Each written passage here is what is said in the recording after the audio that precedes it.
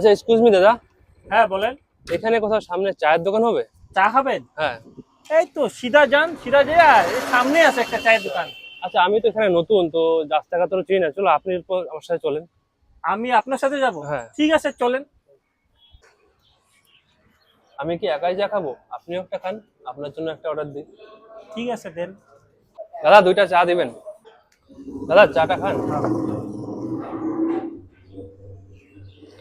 দাদা, আপনার চোখে কিবা লেগে আছে? এই ওকে। ঠিক আছে দাদা, আজকে তাহলে আসি।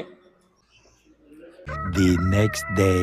ভাই ভাই, তুই তো ভাইরাল হয়ে গেছিস রে। কি বলিস? কেন তুই জানিস না? না তো। এ দেখ। সেদিন একটা ছেলের সাথে রাস্তায় দেখা হলো, তার অনেক কষ্টের কথা শুনলাম, আর সেও বললো যে কিছু খাওয়াইতে। তো আমি নিয়ে গেলাম পাশে একটি চায়ের দোকানে, আর 2টো চা অর্ডার দিলাম, আর দুজনে মিলে খাচ্ছিলাম। তাই সঙ্গে সঙ্গে দেখে চোখের থেকে ওর জল পড়ে আসলো, আর সে বলে উঠলো যে আজকাল যুগে এত ভালো মানুষ কোথাও পাওয়া যায় না।